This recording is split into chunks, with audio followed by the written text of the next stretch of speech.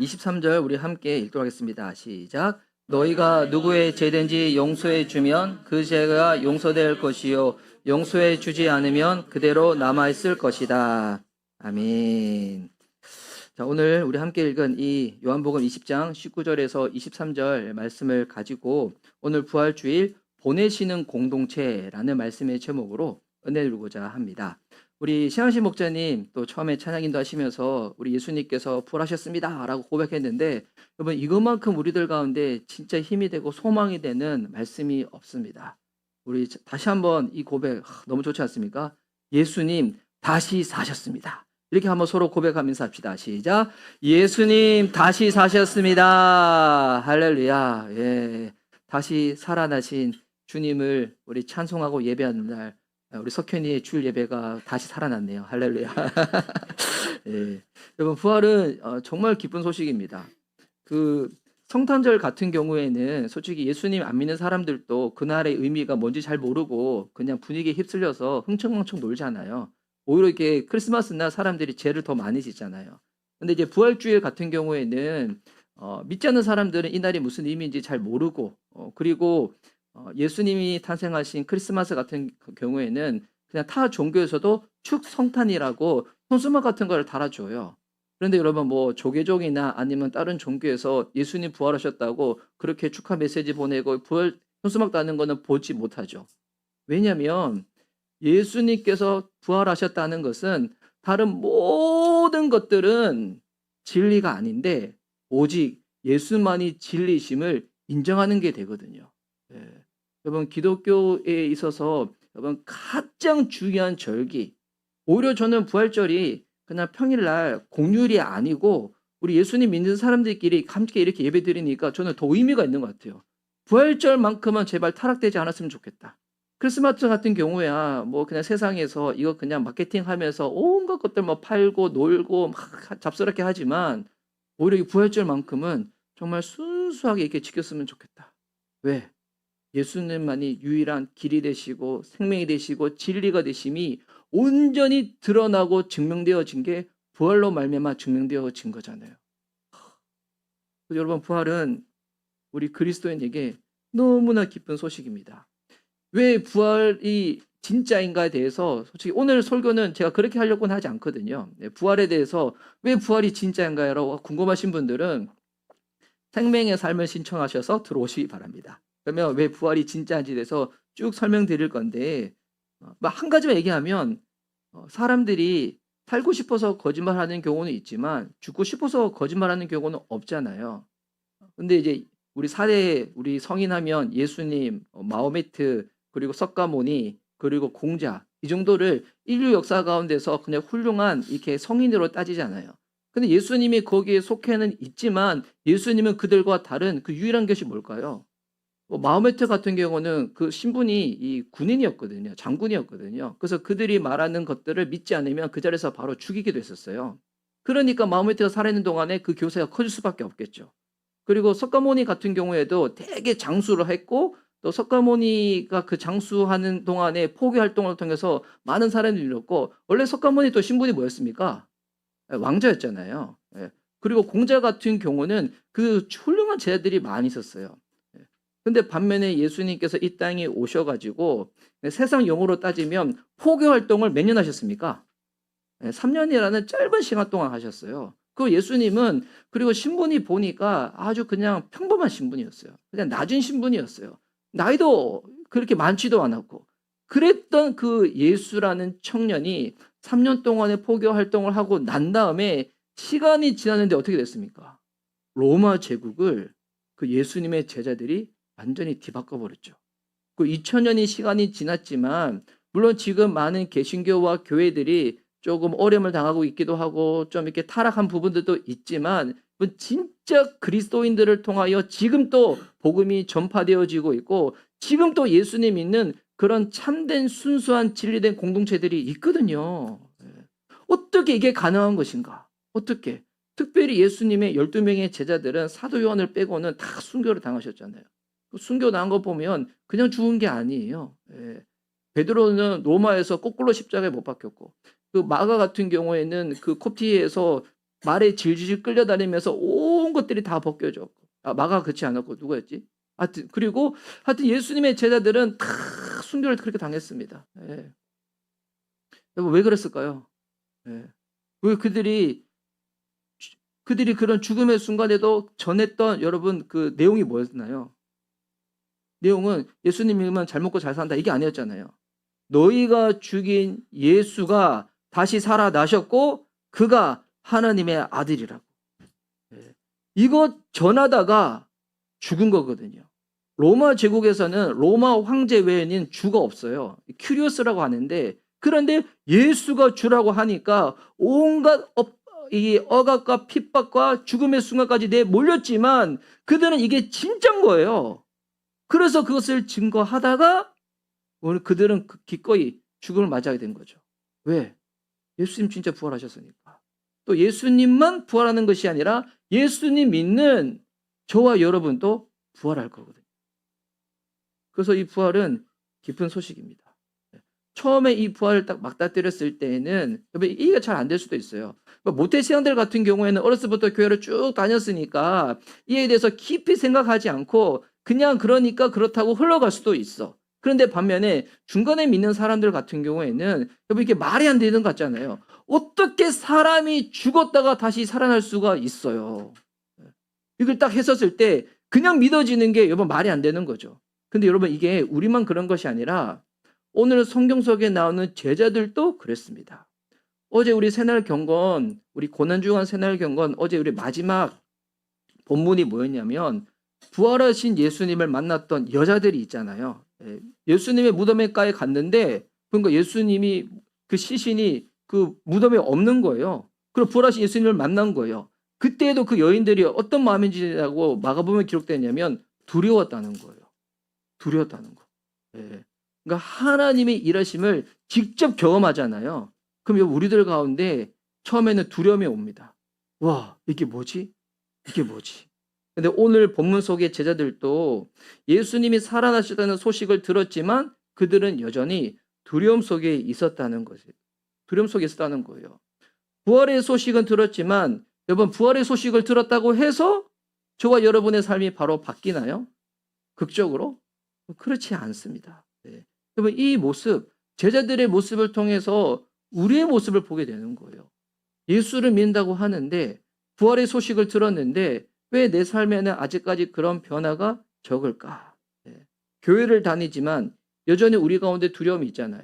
근데 우리가 갖는 이 두려움도 보면 되게 본질적인 두려움이 아니라 어떻게 하면 내가 주님 앞에서 더 신실하게 믿음 가운데 살아갈 수 있을까? 이런 두려움은 아니라 우리의 대부분 두려움은 먹고 사는 것에 대한 두려움이에요. 비본질적, 이 얘기 해가지고 기분이 나쁠 수도 있겠지만 비본질적인 것 같고 우리는 많이 두려워하잖아요. 진짜 본질을 놓고 두려워하기보다도 하나님을 믿지만 여전히 우리 안에 움츠러든 모습도 있고 그리고 방향 없이 그렇게 살아가는 모습도 있거든요. 그런데 오늘 이 본문을 통해서 우리가 한번 살펴보고자 하는 것은 이 부활은 단순한 이벤트나 사건이 아니라 우리를 다시 움직이게끔 하는 하나님의 역사라는 거예요. 하나님의 일하심이라는 거예요.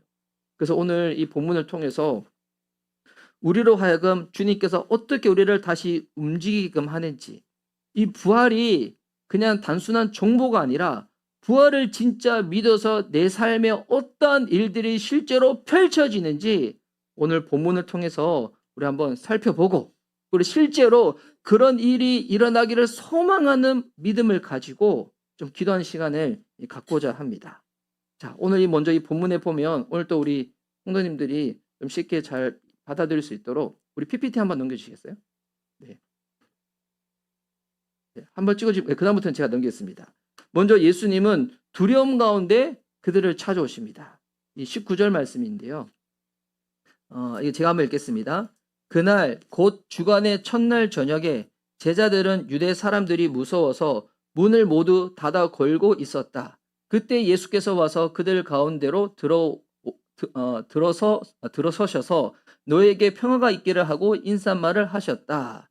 자, 주간의 첫날 저녁이래요. 이게 요일로 따지면 언제일까요? 일요일인 거죠. 그 예수님이 언제 부활하셨어요?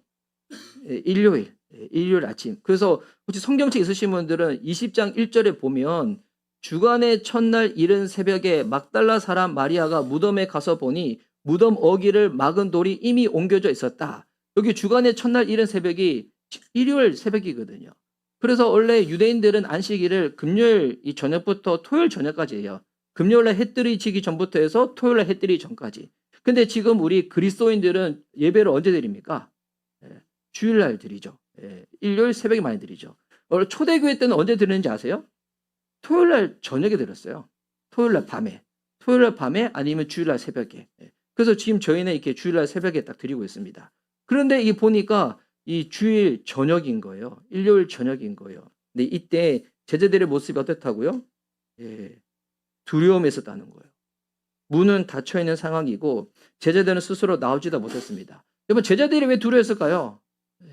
그들이 3년 동안 쫓아다녔던 예수가 예루살렘에서 어떻게 죽었는지 소식을 들은 거예요. 대부분의 제자들은 어떻게 했습니까? 도망갔죠. 사도 요한만이 그 자리에 있었어요. 예수님의 어머니와 함께.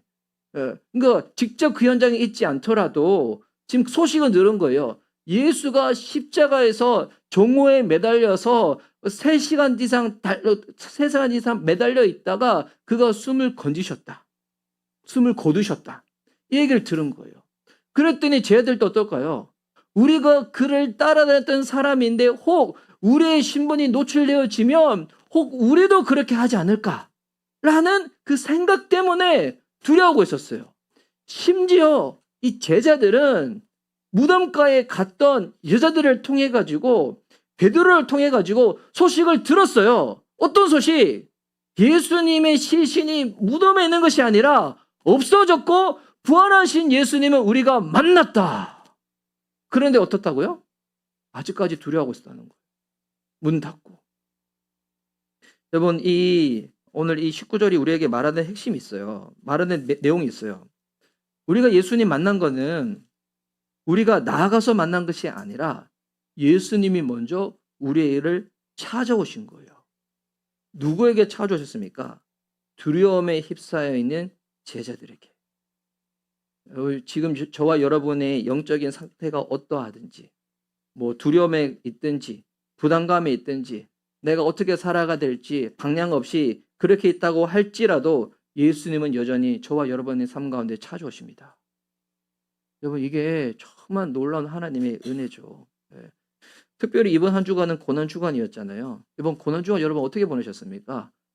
이제 우리 사순절 기간이라고 있는데 이 사순절 기간은 신약 성경에는 없죠. 이게 AD 325년에 니케아 공의회에서 이거를 딱 정한 거거든요. 이 사순절이라는 것을.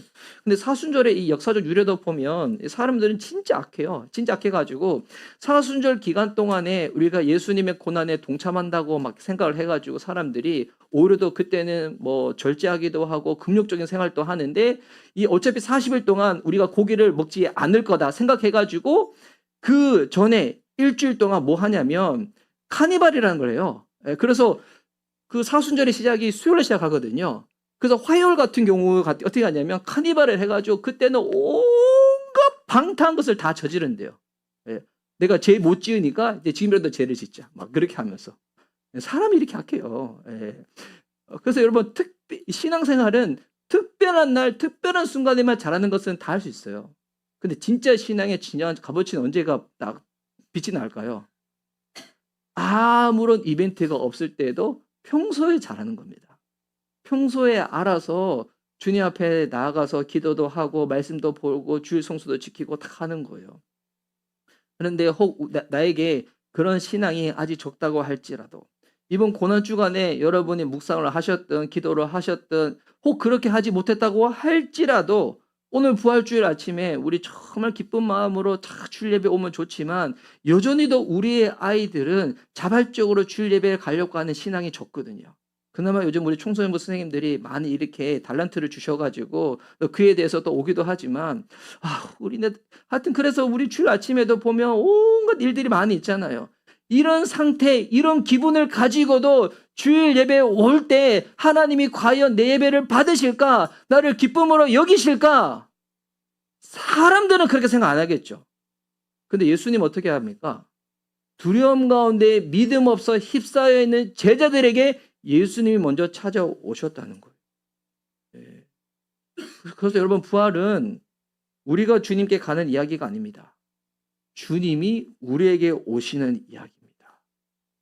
주님이 우리에게 오시는 이야기. 예. 그러면 주님이 우리에게 오셔서 뭐 하실까요? 회복을 시키시는데 무엇을 회복시키시냐면 평강을 회복시킵니다. 평강을.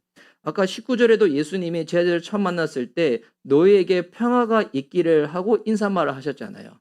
근데 21절에 다시 한번 그 얘기를 하시거든요. 21절 말씀 제가 한번 읽을게요. 예수께서 다시 그들에게 말씀하셨다. 너희에게 평화가 있기를 빈다. 아버지께서 나를 보내신 것 같이 나도 너희를 보낸다. 예수님께서 제자들에게 말씀하십니다. 평화가 있기를 빈다고.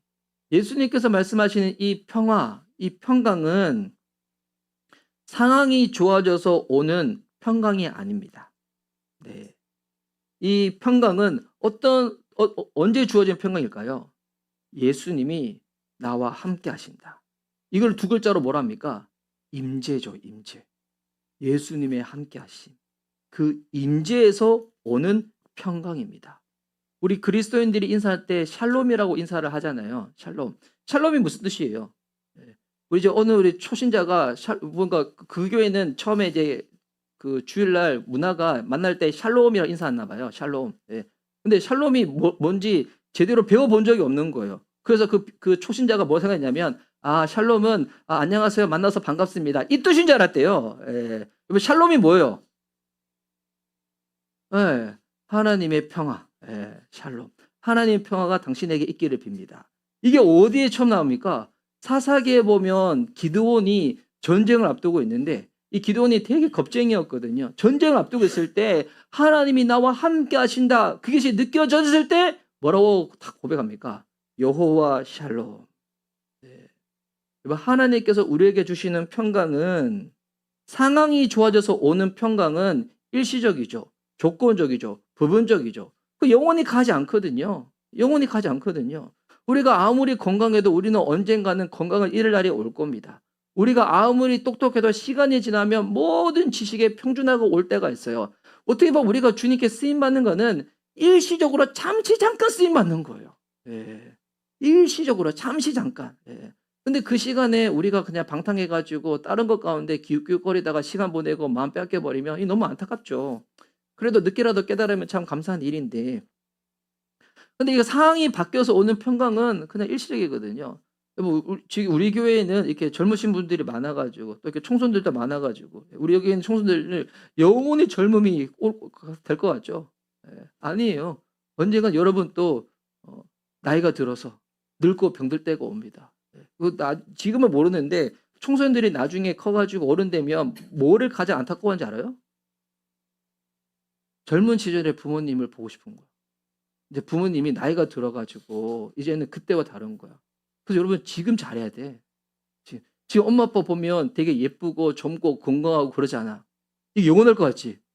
예. 어제가 저희 할머니 기일이었거든요. 그래서 저희 이제 제가 어제 원래는 할머니 기일날 제가 내려가서 예배를 인도하는데, 근데 이제 이번에 부활주일이랑 겹쳐가지고 못 내려가서 어제 이제 온라인으로 줌으로 같이 예배를 드렸어요. 저희 어머니 아버지랑.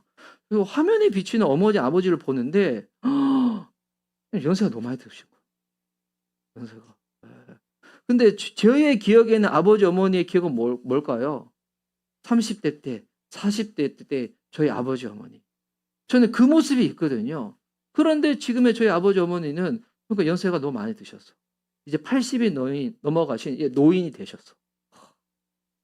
그러니까 이때 이 시간이 다시 오지 않아. 근데 대부분 사람들은 너무나 어리석은 게 뭐냐면 시간이 지나고 난 다음에 깨달아. 시간이 지나고 난 다음에. 사랑해야 될 때 사랑하지 못하고 용서해야 될 때 용서하지 못하고 배려할 때 배려하지 못하고 시간 다 지나가고 난 다음에 그때를 후회하고 자책하고 살아가는 우리의 모습들. 우리 좌우 계신 분들 바라보며 이렇게 한번 고백합시다. 오늘 잘합시다. 자, 오늘 잘합시다. 예, 오늘 잘합시다. 예. 예. 그래서 여러분 이게 하나님이 주시는 평강은 문은 닫혀 있고 현실은 바뀌지 않았지만 하나님이 나와 함께 하신다. 이게 믿어질 때 우리의 속에서부터 채워지는 평화입니다. 할렐루야. 할렐루야. 하나님이 나와 함께 하신다. 그래서 여러분 이 제자들이 지금은 두려움에 휩싸여 있지만 점점점 바뀌는 모습을 우리가 보게 되어집니다. 그리고 가장 드라마틱한 변화의 계기가 언제였는가? 성령 세례받고 성령 충만 받았을 때. 예. 우리도 이제 5월 달에 그런 기도를 한번 하려고 하거든요. 예. 가장 득적인 변화는 그때 일어나게 되죠. 그래서 이 얘기, 오늘 21절이 그 말씀을 하는 거예요. 우리들 가운데. 부활은 환경을 먼저 바꾸는 것이 아니라 우리를 먼저 회복시키는 주님의 사건입니다. 하나님이 저와 여러분을 회복시키는 거예요. 이 주일을 앞두고 많은 목사님들이 설교에 대해서 부담감을 갖고 있거든요. 근데 제가 한번 곰곰이 생각해봤어요. 목사님들이 왜 설교에 대해서 부담감을 가지고 있을까? 일단 하나님의 말씀을 내가 잘 몰라가지고 자의적으로 해석해가지고 혹시 잘못 전달하면 어떻게 할까라는 그런 부담감도 있지만 솔직히 어떤 부담감이 있냐면 내가 설교를 잘해서 성도들 은혜 받아야 되는데 성도들 은혜 끼치게 해야 되는데 그래야지 우리 교회에 계속 나오겠지 이런 부담감이 있어요. 예. 저는 좀 덜하긴 해 요즘은. 예. 왜냐하면 제가 설교를 아무리 잘해도 큰 변화가 없다는 것을 인지하고 있기 때문에. 왜냐하면 사람의 변화는 하나님께서 하시는 거지 사람이 하는 것을 안 하는 것을 제가 많이 깨닫고 있기 때문에. 그래서 제가 그 생각해 봤어요. 어제 토요일 날. 하나님이 가장 원하시는 것은 뭘까? 내가 설교를 잘해서 우리 성도들이 변화되는 것을 원하실까? 그 전에 하나님이 가장 원하시는 것은 제가 변화되는 거예요. 예. 설교자가 변화되는 거예요. 설교자가 변화되는 거. 예. 우리 이제 양육이 시작되어질 건데 여러분 양육을 통해서 사람이 변화되는질까요? 아니에요. 정확하게 얘기하면 양육은 수단이에요. 사람은 수단이에요. 그 수단을 통로 삼아서 주님이 하나님이 우리를 변화시키는 거예요. 이거 정확히 인지해야 돼요. 여러분 사람은 실수할 수도 있어요.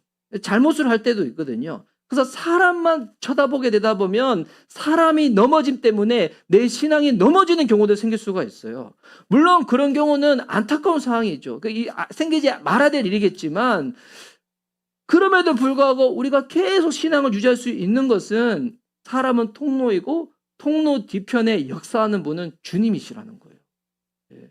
오늘 여기 계신 분들이 저의 설교를 듣고 계십니다. 여러분이 오늘 저의 설교를 들을 수 있는 이유가 뭔지 알아요? 예. 제가 이번 일주일 동안 어떻게 살았는지 몰라서 그래요. 몰라서 그래요. 예. 최대한 저는 솔직히 좀 이렇게 이게 이제 익숙해지다 보니까 우리 톡방이 우리 교회 단톡방 거의 이상한 목사 개인 SNS잖아요. 거기 이제 올리고 저희 SNS도 올리고 해가지고 제가 어떻게 지내는지 쫙 하지만 여러분 그게 저의 모든 것이 다 알 수 있는 건 아니잖아요. 예. 제가 혼자 있는 시간에 제가 무슨 생각하는지 무슨 마음 품고 있는지 모르잖아요. 그거 모르니까 여러분이 여기 와서 제 설교 듣는 거예요. 그리고 그걸 안다고 할지라도 믿음이 있으신 분들은 우와 우리 하나님은 이렇게 연약하고 재성이 가득 찬 인간을 통해서도 당신의 메시지를 우리들 가운데 허락하시는구나. 그 설교자는 이런 것들을 가지고 합리하면 안 되겠죠. 어차피 주님이 하시는 거니까 내가 어떻게 살아가든 주님이 하시겠지. 그렇게 하면 안 되겠죠. 왜? 하나님은 제 설교를 통한 여러분 변화되는 것을 먼저 원하시는 것이 아니라 제가 주님 앞에서 어떻게 믿음으로 그렇게 살아갔는지 저한테 관심 있어요. 저한테 관심 있어요. 야, 너는 그렇게 산대로 설교하고 있니? 네가 설교한 대로 살려고 그렇게 부단히 애쓰고 노력하고 있니? 예. 주님은 저한테 제가 기도할 때마다 늘 그거 물어보세요. 예. 그래서 주님이 우리를 변화시킵니다. 근데 이거를 잘 모르다 보면 자꾸 우리는 뭐 하게 되냐면 남 탓하게 돼요. 남 탓. 예. 저 제 주변에 개척교회 목사님들이 많이 있다 보니까 지금 시대에는 이제 교회 개척이 이제 힘든 시대죠. 시간이 지나가면 더 힘든 시대가 될 건데 그러다 보면 이게 주님 바라보지 못하다 보면 자꾸 어떤 탓하게 되면 환경 탓하게 되고 시대 탓하게 되고 남 탓하게 돼 있어요. 근데 여러분 이런 핑계가 쏙 들어가는 지금 날에도 놀라운 일들이 있죠. 북한에도 교회가 있다는 거 아시죠? 북한에도 자기 생명을 걸고 신앙을 지키는 지하교회 성도들이 있다는 것 여러분 아시죠? 북한에도 교회가 있다. 그러면 지금 이 시대가 물론 쉽지 않은 시대지만 환경 탓, 시대 탓, 남 탓 할 필요가 있어요, 없어요? 없어요. 없어요. 예. 우리가 자꾸 왜 이 부분에 대해서 마음이 흔들리고 막 하냐면 자꾸 남이 보는 나를 어떻게 증명할까? 이것 때문에 우리가 자꾸 무너져요. 예. 그리고 남들과 비교하는 것 때문에 자꾸 무너져요. 여러분 그게 뭐가 중요해요? 예. 이거 뭐 극적인 예지만 우리 청소년들이 위해 가지고 공부 잘해서 인류대학 가고 그리고 그 학위를 받아서 좋은 직장 가서 명예를 얻고 인기를 누리는데 근데 집안에서는 늘 마누라랑 싸우고 애들은 맨날 늘 밖으로 떠돌고 있고 그리고 밖에 사람들은 막 존경하지만 본인 혼자 있을 때는 우울감에 막 아픔에 찌들어 있다. 이런 삶을 원하세요? 아니면 내가 혹 그렇게 살지 못하더라도 나는 정말 주님을 잘 믿을 때 내가 참된 기쁨과 평안을 누릴 수가 있어. 이런 것들을 좀 희생하고 양보하더라도 나는 진짜 행복한 인생을 살아야지. 극단적으로 이 두 개가 있다. 어떤 걸 원하세요? 사람들은 알아주는데 불행한 인생 살고 싶어요? 사람들은 안 알아주더라도 행복한 인생 살고 싶어요? 근데 이 청소년 봐 대답 잘 못해. 왜냐면 그래도 나는 좀 이렇게 드러내고 싶고 하거든. 예. 그러니까 누군가를 나를 알아주고 내 존재가 증명되어질 때 행복하다 생각하는데 여러분 우리 인생의 진정한 존재 증명은 주님 앞에서 하면 돼요. 예. 주님 앞에서. 예. 이게 그리스도인들이 결국 이 땅을 살아가는 동안에 계속 갈등하는 거는 요거 아니에요? 요거? 예. 왜 많은 목사님 얘기 그만하자. 네. 그래서 진짜 중요한 건 뭐냐면, 뭐 진짜 평안과 기쁨과 행복은 하나님이 나와 함께 하실 때 경험할 수가 있습니다. 그리고 여러분 돈이 많다고 해가지고 부자가 늘 행복한 건 아니잖아요.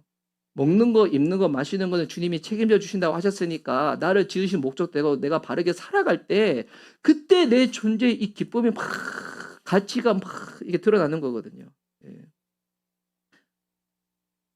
그래서 우리 특별히 저와 같은 이 설교자 그리고 이제 우리 다음 세대를 대하는 우리 목사님, 사모님, 우리 교사들은 우리가 늘 인식해야 될 게 가르쳐서 변화되지 않습니다. 예. 성령님이 변화시키는 겁니다. 예. 진짜 성령님이 변화시킵니다.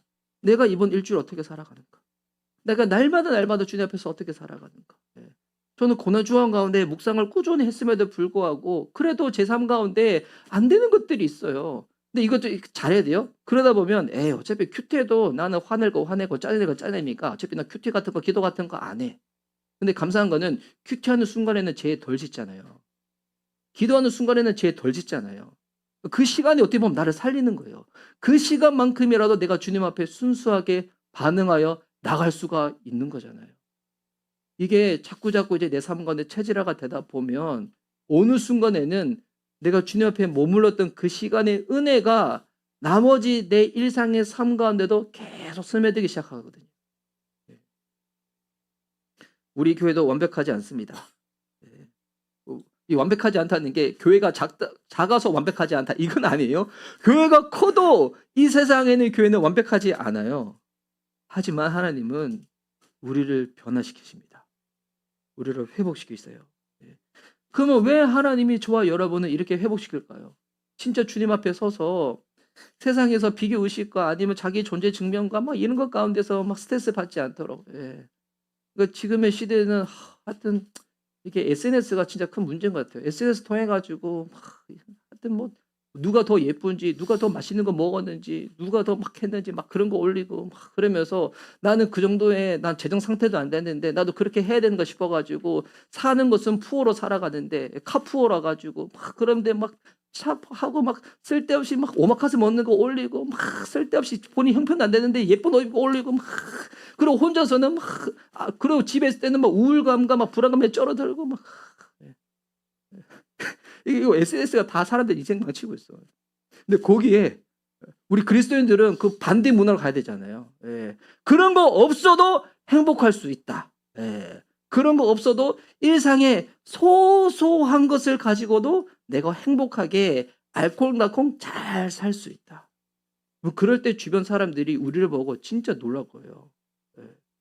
주중에 수영장 회식이 있었거든요. 월요일 날 갔는데 아내가 본인 거기서 자기 소개를 하는 시간에 아내가 그렇게 속였어요. 물론 아내가 믿음으로 고백하고 실제로 그렇게 살아가지만 저랑 사랑하는 사이라고.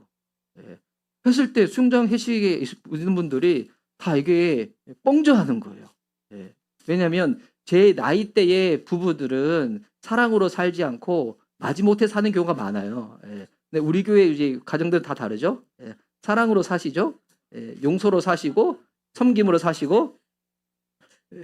근데 이제 아내가 이렇게 사랑으로 산다고 얘기하니까 다 궁금해 하시는 거예요. 그러면서 한 분이 저한테 물어봤어요. 목사님은 부부싸움 안 하시나요? 아니요, 우리도 싸운다고. 우리도 많이 싸운다고. 그런데 우리는 좀 다른 건 있다고. 성경의 말씀 보니까 분을 품더라도 하루는 넘기지 말라고 해가지고 하루는 안 넘기려고 하고 아무리 싸워도 우리는 각방 쓰지 않는다고. 왜? 뭐 방이 없어서 그럴 수도 있지만 우리는 같이 잔다고 해.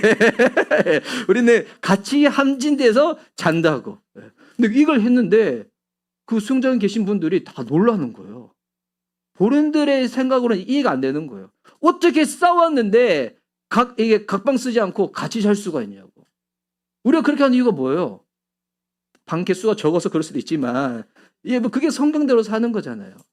여러분, 이런 모습을 계속 비칠 때 주변 사람들이 진짜 느낄 거거든요. 왜냐하면 제 주변에 제 또래 분들은 저를 보면서 되게 부러워요.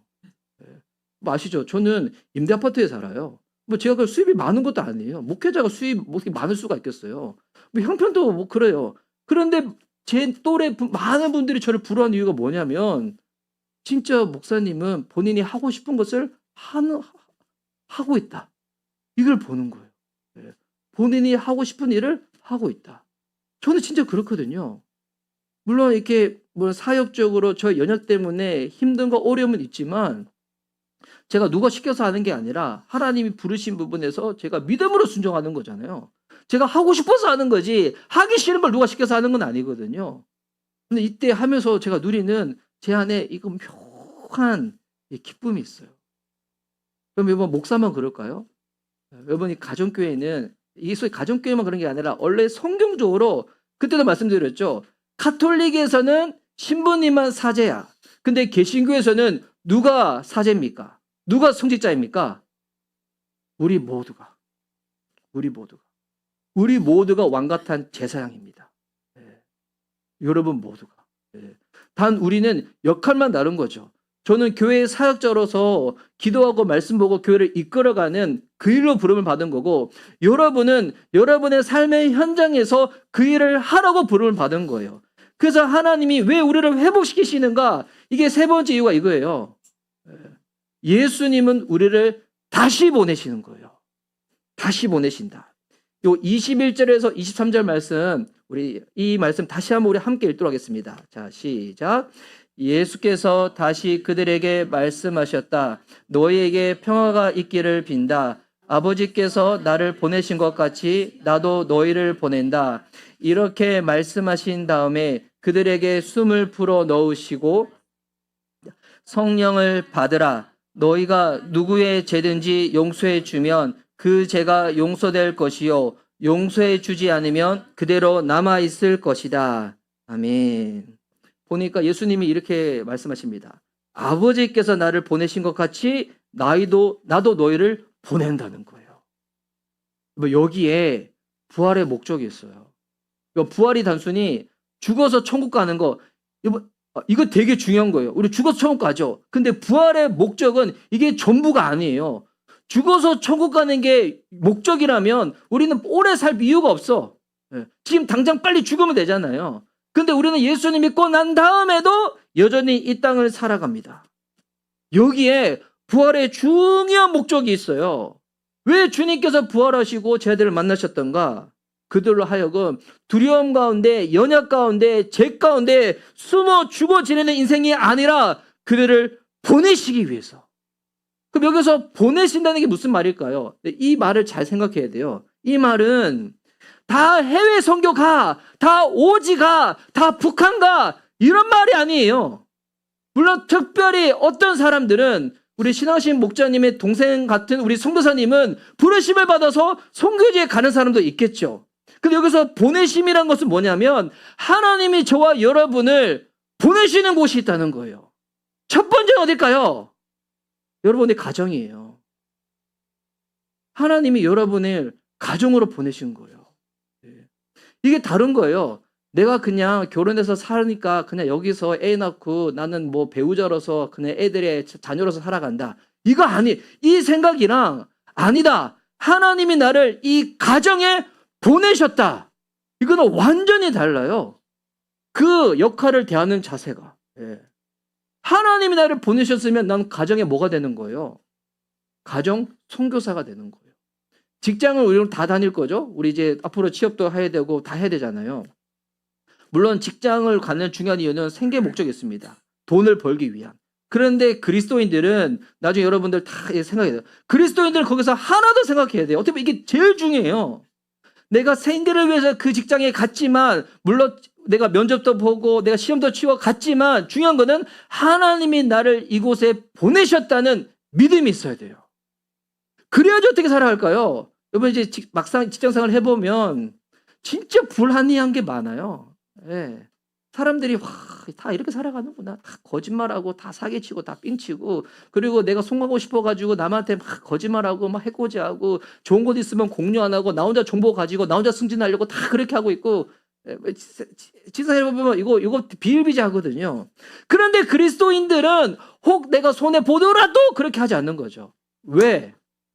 하나님이 나를 그곳에 직장 선교사로 보내셨기 때문에. 내가 누구한테 예수님 소개 안 해도 돼요.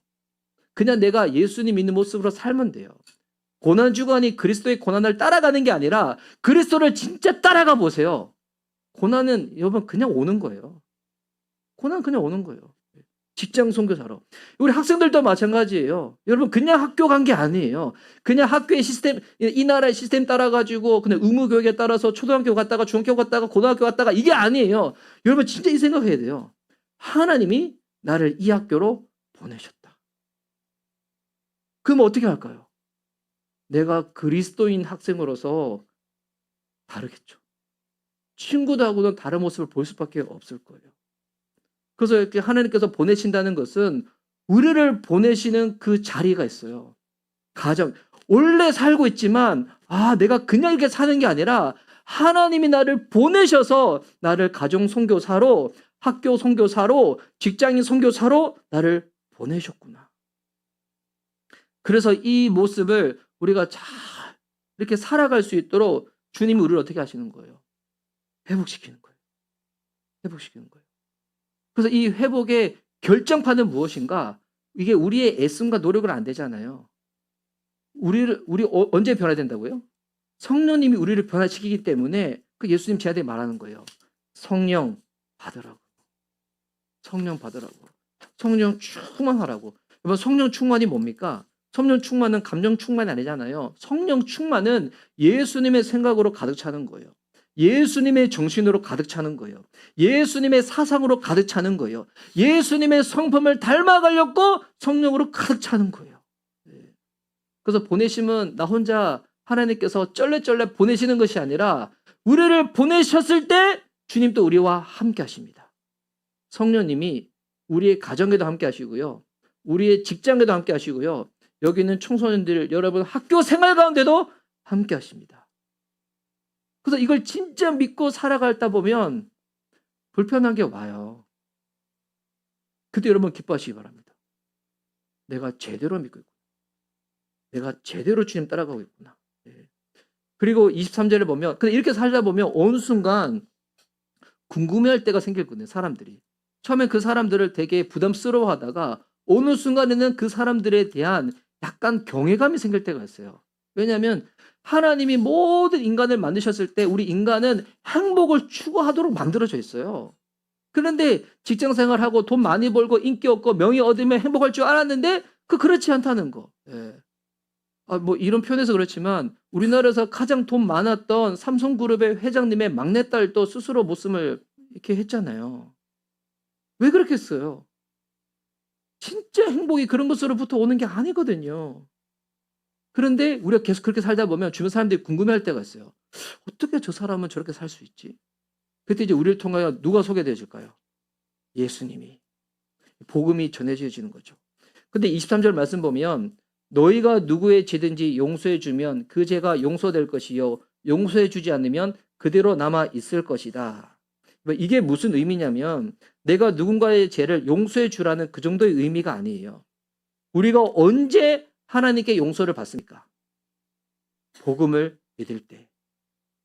복음을 믿을 때 예수님이 내 죄값을 대신 십자가의 죽음으로 치르셨기 때문에 예수님의 그 치르심을 보고 하나님이 우리를 용서해 주시는 거잖아요. 그래서 제사함, 영어로 하면 forgiveness of my sins. 죄송합니다. 틀렸으면 이해해 주세요. 그래서 제사함이 forgiveness잖아요. 용서함을 받는 거잖아요. 그래서 복음이 선포되어졌는데 그 복음을 받아들이는 사람은 하나님께 용서를 받는 거고 복음을 받아들이지 않는 사람은 용서를 받지 못하니까 그 죄가 그대로 남아 있을 것이라는 거예요. 그래서 저와 여러분은 복음을 전하는 사명을 받았습니다. 복음을 전하기 위해서 우리가 어떻게 살아가는가? 복음대로 살아가는 거예요. 성경대로 살아가는 거예요. 그게 잘 안 되기에 우리가 성령님께 간구하는 것이고 우리가 함께 모여서 주님 앞에 예배 드리는 거예요. 관계를 맺고 섬김을 하면 궁극적인 목적, 단순히 섬김이 목적이 아니라 섬김을 통하여 그들로 하여금 복음을 들을 수 있는 기회가 제공되기 위해서. 제가 지난주 목요일 날 저녁에 좀 이렇게 특이한, 좀 열애적인 케이스로 최영기 목사님이 이제 생애 마지막 강의이실 것 같은데 생명의 삶을 딱 듣게 되었어요. 진짜 감사하죠. 듣게 되었는데 제가 다운교회를 다운교회라고 마포구 합정동에 있는 가정교회로 되게 대표적인 교회거든요. 또 갔는데 저는 그 교회 가가지고 다른 게 부럽진 않았어요. 뭐 그 교회 건물이 크다, 뭐 성도가 많다 이런 건 전혀 안 부러운데 딱 갔는데 생명의 삶 그 시간에 최영기 목사님이 한다고 하니까 80명이 온 거예요. 이 시간에 참석할 수 있는 사람의 조건은 딱 하나예요. 비신자. 비신자만 올 수 있어요. VIP 비신자. 아니면 그 VIP를 전도한 인도자가 있으니까 같이 올 수 있잖아요. 그런데 80명이 왔는데 40명이 인도자고 40명이 VIP인 거예요. 와, 그거 보는데 너무 부러운 거예요. 40명이 VIP들을 보니까 어떠냐면 직장인 동료인데 이 선배가 너무 나를 잘 섬겨줘가지고 한번 따라가보자 해서 따라왔다는 거예요. 그래서 본인은 한 번만 오면 되는 줄 알았는데 알고 보니까 이 과정이 13주였다고. 그런 분도 있고. 그리고 보니까 VIP야. 근데 목장은 참여하는데 교회는 안 나간대요. 10년 동안 그래요. 10년 동안. 자기 스스로를 VVIP라고 소개하더군요. 10년 동안. 여성분이었는데 난 예수님 안 믿는다고. 근데 내가 여기 온 이유는 딱 하나라는 거예요. 목련님 때문에. 목련님 때문에 그냥 이 자리에 왔다고. 그리고 아버지가 믿지 않는 자녀를 데리고 오고 그 여자친구가 믿지 않는 남자친구를 데리고 오고 그렇게 해서 온 VIP 40명. 그거 보는데 그거 너무 부러운 거예요. 40명이라는 숫자가 부러운 게 아니라 그 문화가 너무 부러운 거예요. 여러분 그들이 어떻게 그 자리까지 왔을까요? 그 인도자들이 그들을 얼마나 놓고 섬기고 기도하고 사랑하고 애썼을까요? 어떤 인도자 중에서는 그런 분들이 있는 거예요. 인도자는 왔는데 VIP가 안 왔어. VIP가 온다 약속했는데 안 왔어. 그런 경우 많이 경험하게 되잖아요. 저도 이런 거 얼마나 많이 경험하는지. 주일날 온다고 하지만 와야지 오는 거지. 안 오기 전에 안 오는 거잖아요. 근데 여러분 그런 과정을 통해서 이런 속상함을 통해서 우리가 누구의 마음을 이해하게 될까요? 예수님의 마음. 억울하게 십자가에서 정치법으로 누명을 씌우고 그리고 그렇게 3년 동안 함께 했던 제자들도 다 토끼고 도망가고 그렇게 나체의 모습으로 대롱대롱 십자가에 매달려있는 그 예수님. 근데 그 예수님은 끝까지 자기를 죽이는 그 사람들 향해서도 저주 한마디 하지 않았잖아요. 오히려 뭐라고 얘기하셨어요? 하나님, 저들은 저들의 죄를 알지 못하니 저들의 죄를 용서해달라고. 우리가 이런 마음을 언제 알 수가 있을까요? 주변에 있는 VIP들, 비신자들, 믿지 않는 내 가족들, 믿지 않는 내 사랑하는 사람들을 믿고 섬길 때 그때 100이 하나, 1000이 하나, 만에 하나 조금 깨닫지 않을까요? 오늘 이 부활주를 우리 설교를 하기 전에 지난 3주 동안 예수님의 마지막 설교라는 그 시리즈를 가지고 요한복음 13장에서는 우리가 어떻게 살아가야 되는가 섬김에 대해서 나눴습니다. 그리고 요한복음 14장을 가지고는 우리가 혼자가 아니라 성령님이 함께 하시는구나. 임재에 대해서 나눴어요. 그리고 우리 지난주에는 그 성령님이 우리를 인도하신다. 이걸 나눴어요. 그리고 오늘 부활주일을 맞이해서 부활의 예수님께서 저와 여러분에게 이렇게 말씀하시는 거예요. 너희는 가라는 거예요. 어디 멀리 가라는 것이 아니라 오늘 예배드리러 한 다음에 우리는 다시 여러분 또 집으로 갈 거잖아요. 학교로 갈 거잖아요. 직장으로 갈 거잖아요. 일상으로 갈 거잖아요. 그때 그냥 가는 것이 아니라 내가 너를 거기에 보냈어. 이 인식을 가지고 살라는 거예요. 성령님이 우리와 함께 하신다는 거. 그래서 이것을 우리가 더 누리고 깨닫기 위해서 이거 혼자서는 되지 않거든요. 혼자서 되지 않다 보니까 우리가 교회로 모이는 거예요. 주일 예배로 모이고 그리고 목장으로 모이는 거예요. 거기서 우리는 머물러서 우리가 함께 교제 나누며 기도하며 위로받고 충만받고 난 다음에 다시 보내심을 받아서 가는 거예요. 우리 이제 교회적으로도 이것을 감당하기 위해서 이 구이중학교에서 이제 수요 예배가 이제 다시 올 학기에도 열리니까 저는 가서 보고 배우는 입장이지만 하나님, 그래도 주님께서 우리 교회를 이 지역에 세운 목적이 있을 것인데 하나님 시간은 오래 걸리더라도 우리가 그렇게 전도하고 섬기는 모습을 애쓸 수 있도록 기회를 주셨구나. 구이중학교로 가고 그리고 우리 세겹줄 기도를 할 때도 이번에는 VIP를 품고 기도하려고 하거든요. VIP를 품고 기도하다가 우리 교회 창립기념일이 이번에는 5월 마지막 주에 할 건데 우리 5월 이제 마지막 넷째 주에는 그때는 보니까 석가모니 이거랑 겹쳐가지고 그때는 주일날 오후에 좀 성령 기도회를 하려고 해요. 그리고 그 다음날 우리 최영기 목사님 모시고 우리 교회 창립 기념일을 드릴 때 이때 여러분 아셔야 될 게 내가 기도한 VIP가 올 수도 있고 안 올 수도 있어요. 제가 더 단정해서 얘기하면 안 올 가능성이 훨씬 더 많습니다. 그러면 내가 기도하는 건 아무런 가치가 없는가? 아니에요. 여러분 전도가 어떻게 한순간에 이루어질 수 있겠어요? 계속 기도를 하고 섬기고 내가 사랑하며 나아가면서 하나님의 때에 열매가 맺히는 거죠. 기도해서 당장 이루어지지 않는다고 해서 주님이 응답하지 않는 게 아니에요. 주님은 일하고 계십니다. 그래서 이번에 세겹줄 기도회 동안에는 그걸 품고 기도하려고 해요. 감사하게도 어제부터 여기 토요일 오전에 여기서 우리 교회 목사님도 아닌데 다른 교회 목사님이 오셔가지고 이게 청소년들을 영어 공부방을 여셨어요. 그러니까 중2야. 한 명은 구이중학교가 한 명은 하나면서부터 와. 오는데 근데 그 목사님의 목적은 뭐냐면 이 친구들은 이미 예수님 믿어요. 근데 여기를 얘네들을 잘 섬기고 얘들이 영어 실력이 딱 올라가서 주변에 이 지역에 있는 중고등학교 학생들 중에서 교육의 혜택을 받지 못한 친구들을 여기 와서 교육의 혜택 받을 수 있도록 도와주고 하나님이 때를 주시면 은혜를 주시면 그들을 다 우리가 섬겨서 예수님 믿을 수 있도록 도와주기 위해서. 이게 쉬운 일은 아닌데 이야, 그 얘기 들을 때마다 우리 교회 목사님도 아닌데 여기에 와서 본인이 일부러 확 섬긴다는 그 마음 듣고 참 이게 뭔가 싶기도 하고. 그리고 양육을 통해서도 맞아. 내가 이 부활을 믿는 믿음으로 내가 어떻게 살아가야 되는지 그걸 계속 듣고 배우고 자라가는 거죠. 여러분 부활은 단순히 위로해서 머무는 것이 아닙니다. 우리를 사명으로 나가게 합니다. 오늘 설교 제가 결론 맺도록 하겠습니다. 여러분 그래서 교회는 모이는 공동체이기도 하지만 모이지만 않고 우리는 보내심을 받는 공동체입니다.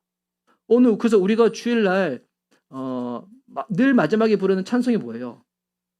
우리를 파송하는 그 찬양을 부르잖아요. 사랑의 하나님이 그 크신 하나님이 우리와 함께 하신다 파송하는 그 찬양송을 그냥 부르는 게 아니라 정말 믿음으로 그렇게 불렀으면 좋겠습니다. 그리고 한 주 살아가는 동안에 혹 그렇게 살아가지 못할 때에는 그냥 목장에서 서로 나누고 기도하고 수요 기도에 나와서 또 나누고 기도하고 목장 모임으로 또 모여서 또 그렇게 서로를 붙잡아주고 또 주일 예배에 와서 그렇게 하는 거예요. 우리 지난주에 청소년들은 제가 했던 질문에 다 아멘했죠? 절대로 타협하지 않겠다. 주일 성수만큼은 내가 신앙이 없고 믿음이 없고 이해가 되지 않는다고 할지라도 이 시간만큼은 내가 꼭 지키겠다. 혹 나와서 졸더라도 나와서 졸겠다. 근데 졸다가 내가 민망하면 그다음부터 졸지 않겠다. 하면서 네. 그렇게 계속 하는 거야, 알았지? 네. 네. 네. 그래서 여러분 부활은 끝이 아닙니다. 시작입니다. 여러분 우리 안에 두려움도 있습니다. 연약함도 있습니다. 네. 저 주변에 사례받지 못하는 목사님들, 임대료가 없어서 허덩이 우리 도원 청소년부잖아요. 도원 청소년부 도원교회가 임대료를 지금 3개월치 못 냈대요. 예. 예. 그리고 막 우리 황덕현 목사님 지금 사례를 6개월째 못 받고 계시고, 예. 그리고 뭐 하여튼 뭐 주변에 힘들고 어려운 목사님들, 예. 본인이 생계가 안 되니까 사모님이 공황장애가 심하게 와가지고 막 예배를 안 드리겠다는 그 이야기들 들으면서 나도 그럴 수 있을 건데. 예. 그래서 우리가 비록 조금 가지고 있는 거지만 함께 나누고 품고 섬기려고 그렇게 해보려고 합니다. 우리 안에 두려움이 있습니다. 나도 그렇게 될 수 있을 것 같은데. 우리도 그럴 수 있지. 하지만 그때마다 하나님이 나와 함께 하신다. 부활의 하나님이 나와 함께 하신다. 이게 실제적으로 내가 경험할 수 있도록 성령님이 나와 함께 하신다. 그래서 두려움 가운데 눌린 인생이 아니라 기쁨으로 파송받아 주님 사명 감당하며 나아가는 저와 여러분, 우리 미션 리바이벌 교회 될 수 있기를 예수님의 이름으로 축복합니다. 아멘. 우리 함께 찬양하고 기도하도록 하겠습니다.